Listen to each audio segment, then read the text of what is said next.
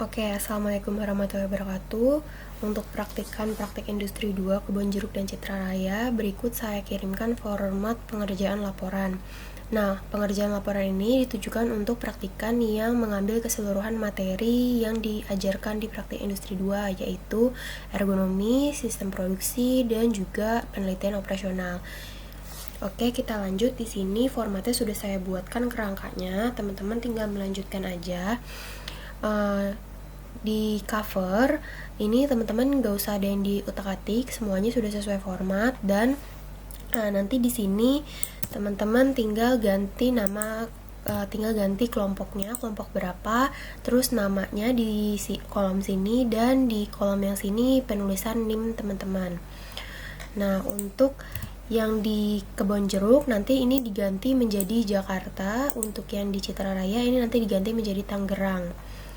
Nah, untuk lembar pengesahan juga sama, tidak ada yang dirubah formatnya, hanya tinggal mengganti kelompok berapa dan nama anggota kelompok. Kita lanjut ke kata pengantar. Untuk kata pengantar yang hanya dirubah yaitu pada bagian dosen penelitian operasional, dosen sistem produksi, dan dosen ergonomi teman-teman, karena pasti berbeda-beda. Lalu seterusnya tidak usah ada yang dirubah. Untuk daftar isi, di sini saya sudah bantu untuk menuliskan halaman dari yang pakai Romawi I 2 kali, I 3 kali, V, dan I. Nah, teman-teman untuk di penulisan halaman bab nanti teman-teman berikan sendiri. Nanti latar belakang ada di bab berapa, rumusan masalah ada di berapa apa, dan seterusnya. Kemudian untuk landasan teori. Nah, di sini landasan teorinya metodenya sudah kami tentukan biar mempermudah teman-teman. Metode yang digunakan atau yang harus diolah yaitu metode transportasi dari penelitian operasional, manajemen proyek itu pakainya per CPM, terus metode forecasting, antropometri, dan work sampling. Nah, di landasan teori ini teman-teman cari semua teori yang berkaitan dengan ini. Cari definisi metode transportasi, cari metode dalam transportasi, dijelaskan selengkap-lengkapnya. Nah, teman-teman untuk mengambil teori, landasan teori ini teman-teman bisa cari sumbernya di jurnal.ac.id atau .edu. Jadi jangan mengambil dari blogspot atau wordpress atau .com atau website selain itu. Teman-teman bisa mengambil dari buku, dari modul, atau dari nanti materi-materi yang kita berikan di drive ya. Nah, ini nanti teman-teman cari semuanya nih teorinya secara lengkap. Kalau misalnya harus menampilkan kayak misalnya di forecasting harus menampilkan grafik, ditampilkan saja grafiknya, dijelaskan seperti itu. Jadi landasan teori teman-teman harus mengisikan selengkap-lengkapnya, dan minimal halaman untuk bab 2 itu 35 halaman. Oke. Diperhatikan di sini kalau ada penulisan bahasa asing digunakan italik ya. Lalu untuk bab 3-nya itu studi kasus. Nanti tinggal tambahkan halamannya. Untuk pengolahan data itu berarti dari riset proporsional ada metode transportasi, metode critical path method atau CPM, terus ada forecasting, ada antropometri, dan yang terakhir work sampling. Nah, isi dari pengolahan data ini hanya hasil perhitungan aja. Jadi misalnya teman-teman kan nanti akan menghitung secara manual dan software. Jadi untuk di bab 4 ini isinya adalah perhitungan manual, yaitu perhitungan yang menggunakan rumus, lalu teman-teman secara manual, secara tanpa bantuan software apapun dihitungnya, itu masuk ke perhitungan manual itu masukkan ke Word-nya. Nah, untuk perhitungan software itu kalau misalnya riset operasional itu nanti pakainya POM-QM. Teman-teman silakan download POM-QM. Itu setelah teman-teman olah di dalam software, teman-teman bisa screenshot hasil pengolahan datanya, lalu teman-teman masukkan screenshotnya ke dalam Word pengolahan data ini yang rapi ya teman-teman. Kalau men-screenshot sesuatu itu jangan lupa dikasih border ketebalannya 1. Itu untuk pengolahan softwarenya. Nah, nanti yang menggunakan pengolahan software itu di riset operasional dan sistem produksi, dua-duanya sama-sama menggunakan POM-QM. Nah, untuk di antropometri itu nanti akan menggunakan Excel dan juga menggunakan hitungan manual. Kalau untuk di work sampling dia hanya melakukan perhitungan manual dengan rumus waktu baku, waktu normal, uji keseragaman data hanya dihitung secara manual. Nah, di bab 5 itu nanti dianalisa. Nah, kalau di bab 4 itu isinya hanya perhitungan saja, hanya pengerjaannya saja, di bab 5 itu baru dianalisis hasilnya. Misalnya kita dapat nih di forecasting hasil peramalan 12 bulan ke depan itu ternyata bagusnya menggunakan metode regresi linear. Nah, teman-teman analisis kenapa hasilnya itu menggunakan metode regresi linear yang paling optimal. Teman-teman analisis alasannya apa dan bagaimana nanti memverifikasinya, seperti itu. Nah, untuk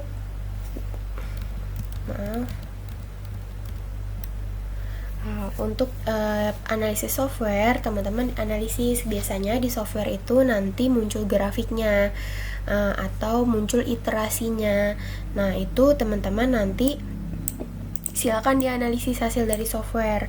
Bagaimana hasil yang ditunjukkan, apakah hasil tersebut sama atau tidak dengan hasil perhitungan teman-teman secara manual. Terus grafiknya membentuk pola apa, seperti itu, dan iterasinya bagaimana, itu dianalisis selengkap-lengkapnya di bab 5. Lalu di bab 6 isinya kesimpulan dan saran. Ini sudah saya kasih formatnya di bawah, nanti kita lihat. Dan ini ada lampiran. Nah, lampiran 1 itu form pengisian data work sampling.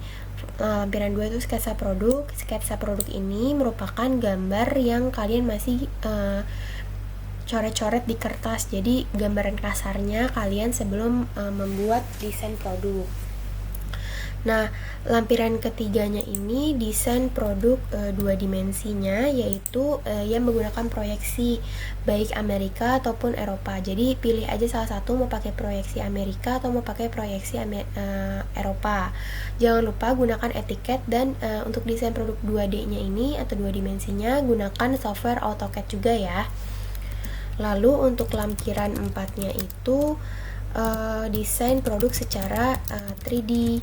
Nah, teman-teman nanti gunakan AutoCAD, terus desain 3D-nya dengan dibuat isometric view, jadi benar-benar 3D ya. Lalu lampiran 5 biodata penulis, formatnya sudah di bawah. Nah, ini ada daftar gambar.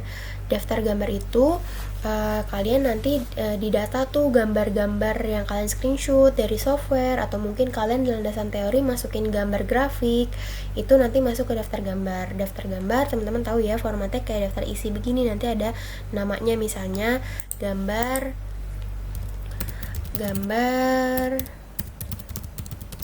3.1 namanya apa, misalnya grafik X, lalu ada di halaman berapa, kayak gitu. Itu untuk daftar gambarnya. Lalu untuk daftar tabel juga sama, tabel 3 titik berapa, nama tabelnya apa, dan ada di halaman berapa.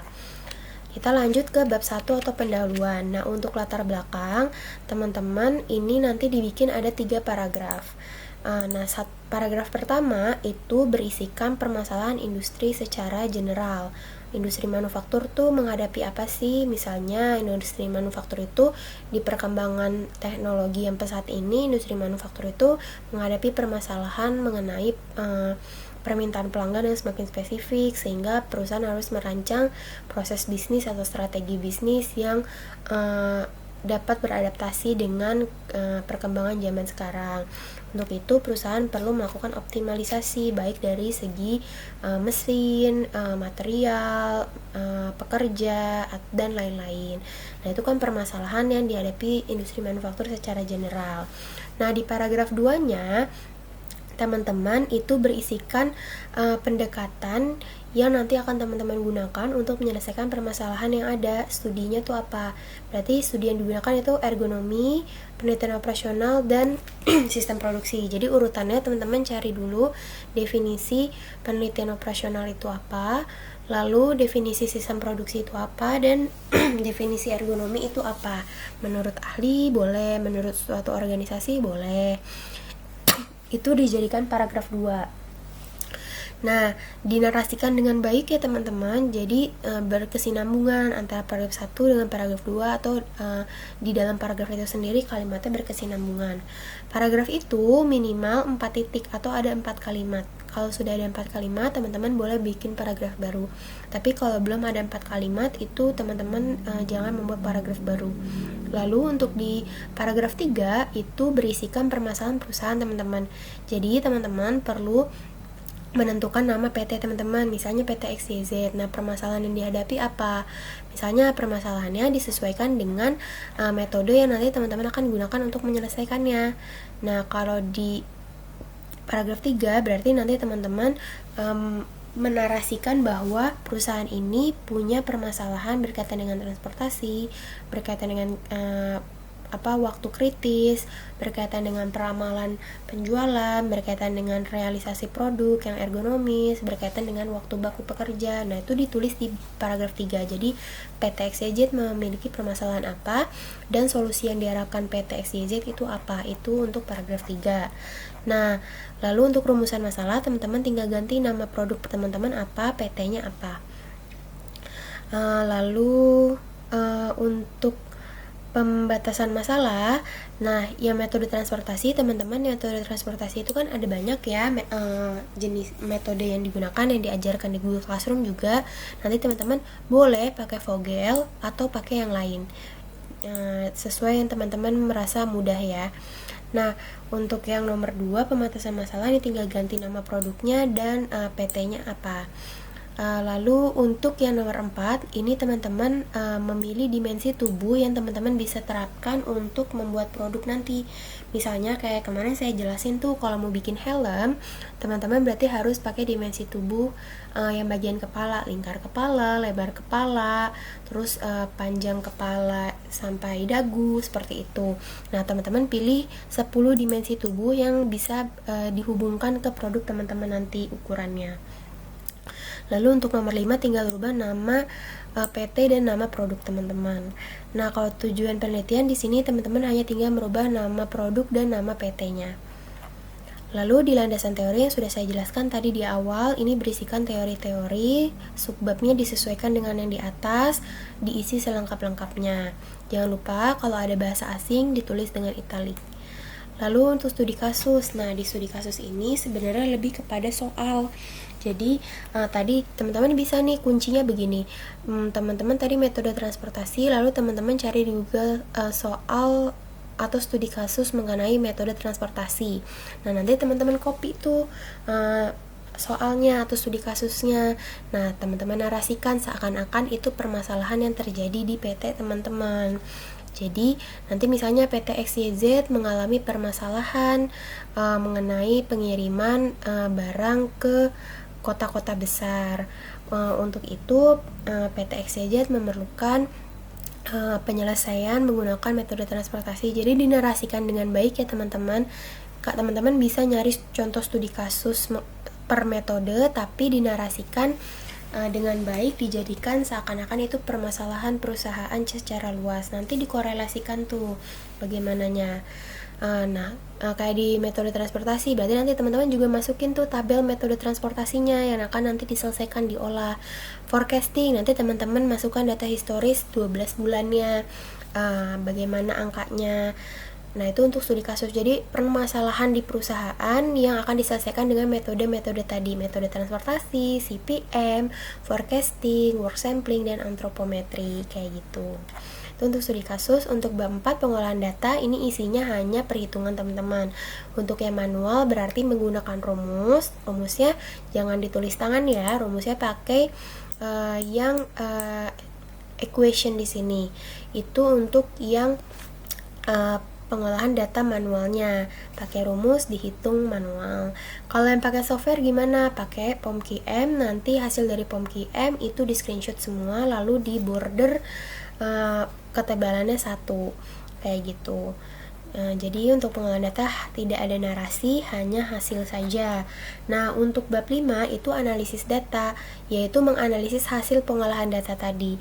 Analisis manual itu adalah analisa perhitungan manual tadi, gimana hasilnya, hasil tersebut mengartikan apa, dan perusahaan harus apa jadinya. Itu untuk analisis data. Nah, kalau di software itu biasanya nanti keluar grafik. Nah, nanti teman-teman bisa analisis grafiknya, kayak gitu. Ini untuk kesimpulan dan saran, ini yang saya highlight itu teman-teman harus sesuaikan dengan hasil teman-teman nanti, hasilnya bagaimana dari pengujian data. Kalau untuk saran, ini teman-teman gak usah dirubah lagi. Untuk daftar pustaka juga gak usah diotak-atik lagi, udah saya kasih ini. Lalu, nah ini adalah lampiran 1, form pengisian data work sampling. Nah ini kan lembar ke-1, nanti teman-teman bikin sampai lembar ke-4, berarti teman-teman diasumsikan akan mengamati selama 4 hari. Nanti ini diisi tempatnya pengamatannya di mana, boleh di PT apa, misalnya PT XYZ, tanggalnya kapan, jam pengamatannya dari jam berapa sampai jam berapa. Nah kalau di sini dari jam 9 hingga jam 10.34. Nah itu nanti teman-teman analisis tuh, teman-teman mengasumsikan bahwa teman-teman memang membuat produknya sampai jadi, walaupun teman-teman hanya bikin desainnya aja. Nah nanti teman-teman itu tuh lihat di jam 9 kira-kira dia ngapain ya. Oh dia membuat kerangka, berarti checklist di sini. Nah untuk pengisian data work sampling nanti teman-teman bisa tanyakan ke Mas Ilham baiknya bagaimana. Oke, lalu lampiran 2 sketsa produk yang saya bilang di kertas, kalian masih coret-coret biasa mengenai produk kalian. Lalu lampiran 3 itu desain produk 2 dimensinya, itu yang pakai AutoCAD, yang ada tampak depan, tampak atas, tampak samping. Lalu jangan lupa pakaikan etiket, proyeksinya bebas mau Eropa atau Amerika. Lalu untuk lampiran 5 itu desain produk 3 dimensinya, 3D-nya. Dan lampiran 6 itu biodata penulis. Nanti teman-teman tempelkan foto formal teman-teman, latarnya merah. Di sini 3x4, terus isi data teman-teman. Kalau misalnya satu kelompok ada 3 orang, berarti ini di copy biodatanya di copy sampai 3 kali. Beda praktikan, beda lembar ya. Untuk Word segitu aja. Kalau ada yang mau ditanyakan nanti bisa lewat grup atau japri ke salah satu asisten dosen. Oke, terima kasih.